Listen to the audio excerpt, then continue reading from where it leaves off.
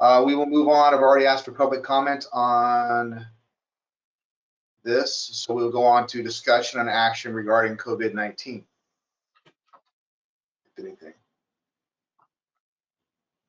Carol, if you could please bring up the presentation. Sorry, for some reason there's a delay.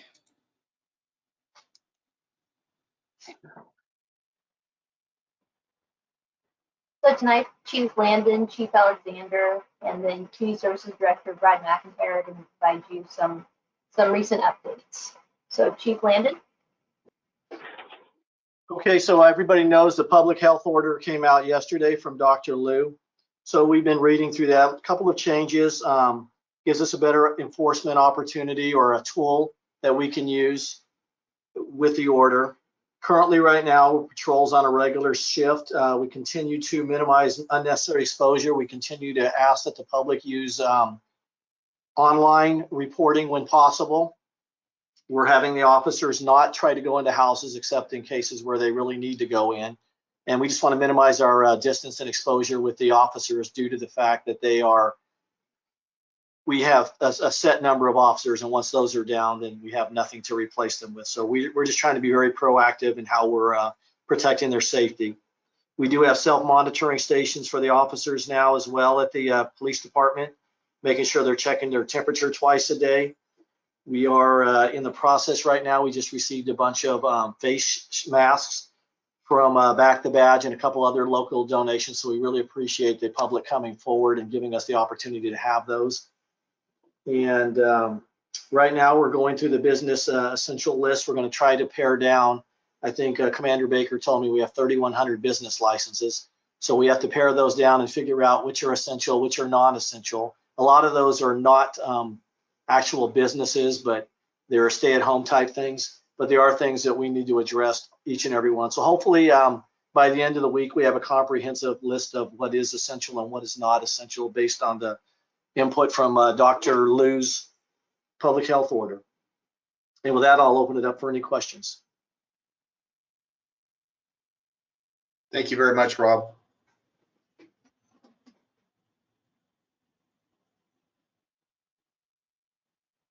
No question. Okay, is Jesse, you're up. Mayor, council members, thank you for this opportunity. I'm going to discuss two different items with you. One is the city's Department Operations Center, which has been open since early during the incident.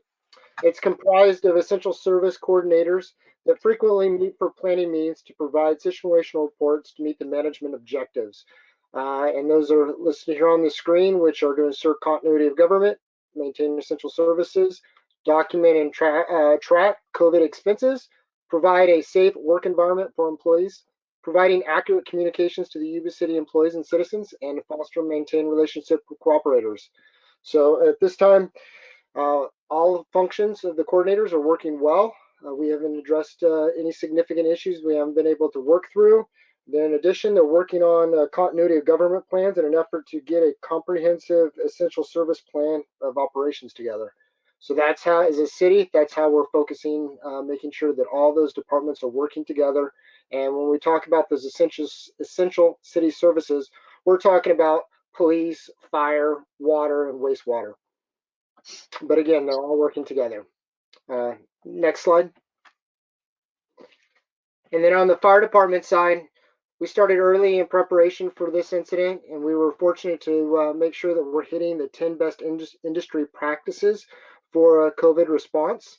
And those consist of tracking of expenses. So everything associated with it, from the cost of procurement of PPE to financial overtime and sick leave, is being tracked. Second is to maintain and track our PPE. Very fortunate right now that we were able to get our personal protective equipment purchased early, so we were ahead of the game. We dipped slightly below from the conventional level into the contingency level. However, thanks to some generous donations from the community, we were able to get back up into that conventional. And when I talk about a conventional amount of PPE, we're looking at, for us, we're at about a 60 to 70 day period to be able to function with our N95 mask, and well over that with some of our other personal protective gear. Number 3 is dispatch protocols. We established those early with our emergency medical dispatching, where they started questioning to determine those flu-like symptoms and identify any possible cases. In addition, we've implemented instructions to try to get individuals to come outside so that our first responders are not having to go into a confined area to provide that medical attention. We have extensive response protocols put in place to limit the risk associated with our first responders that are going out there. Extensive training was provided early on to make sure that we're hitting the proper methods for donning and doffing our personal protective equipment and decontaminating of apparatus and facilities. Those exposure protocols that we currently have in place, for next slide, going forward, is we've established risk assessments for each one of our personnel to lower that. And we've used call it a scout method, where we're only sending one firefighter in at a time to make that initial assessment. We're also, as a big concern for us, is not only the exposure that they receive in the field, but the exposure that they might receive from each other at the fire stations. Fire stations are routinely have at least 3 firefighters at them, so they're in close contact for at least 24-hour period. As a result, we want to make sure that we're not transferring the disease back and forth between each other there. So we're doing a self-assessment and a single point entry corridor where we're taking temperatures twice daily. And then also we're making sure that we're cleaning the station at least twice daily, and including a decontamination procedure at the end of shift. 7, we've worked through our workers' comp process, making sure that we're doing our exposure forms. Communications for 8, we have great internal communication, and we've been working on our external communications between operational briefings at the beginning of every shift, working on our social media, and then we implemented a mental health task force to give firefighters the opportunity to make sure that they're getting the resources they need to deal with the anxiety of being constantly exposed to this while they're out in the field. As 9 is what I talked about, the self-screening portion of it. That's been working really well. And then we're also talking with our state and federal resources to make sure that we have the opportunities to go after certain things as we go forward. So with that, I open it up for questions. Terrell, have we received any public comment by chance? We have not. Okay. All right. Through the mayor. Sure. For both of our chiefs, I know that there's been reach out to our community and reach out to local businesses that might have N95 masks and extra supplies. I know we're good now, but we don't know how long this will last. Could you both use donations if people would want to donate to our police and fire department with any PPE as well? On the fire department side, absolutely. We always have to plan for the worst case scenario. So we have to look forward to going to ramping up and having an excessive burn rate as this progresses and hits its peak. So absolutely, we would appreciate any donations we could receive. Same with the police department. We appreciate anything that the public can get us as well.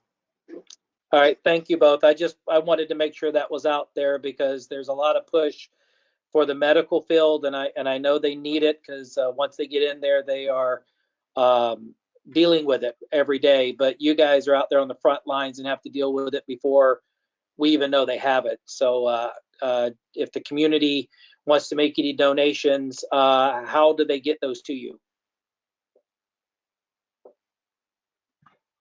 So the police department's open 24/7. They can come by, pick up the phone, call us up. We don't want to compete with the health department. Obviously, they have the same needs as we do, and we make sure that the person that was in the most need at that time would get them. But the police department, if you come to the lobby or you call the business line first, let us know you're coming, and we'll monitor, and we'll be out there to pick them up and share them with the fire department and other staff.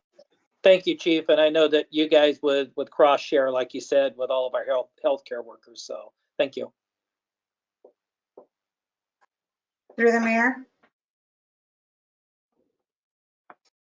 Fire Chief, I'm happy to hear the fact that you're working on the external communication, in particular with the mental health for helping our team to stay. This is wearing on people's minds, hearts, physical being, their families and loved ones. So have people been utilizing the mental health aspects of the services that you talked about? That's a very good question. So when we put together the task force, you always have that concern, is it going to be utilized? There was a big push to make sure that they are, to identify that not just for themselves, but their families and their children, and then also to prep them for going out into the community, because we anticipate a different vibe going out on calls, because people are that social distancing also results in isolation. So you're going to start to see some more depression going forward on that. And as a result, I reached out recently to some of those providers, and they said that they have been receiving notifications and questions from firefighters in the department. So yes. Good. I was going to ask you, my second follow-up question to that is, have you seen any increase of potential depression and suicide? Because that seems to be a national trend that I've been following on, on community in general, and just wanted to see how that is playing out in our community. It's hard to quantify, for us to quantify the depression mode that would be out in the community. As of right now, our uptake in suicides, it tends to be about where we normally would be. But we're always just planning for the worst on that, and just trying to get a vibe of everybody out there. But for me, I'm definitely focusing on trying to get a good vibe of the anxiety level of the firefighters that are going out there. Well, I'm grateful and thankful for our police chief and yourself and our team and all of you taking care of our community. But it's also with great value to take care of yourself and your families, in order to feel that when you're out taking care of the rest of us, that you feel, completely able and present to do that work. So I thank you so much for that. And I'm here to serve however I can help both of your departments and our community.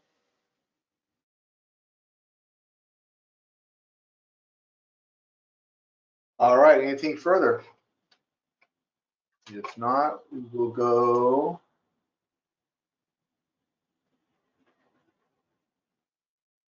Item number 3 would be appearance of interested citizens. And thank you, Chief.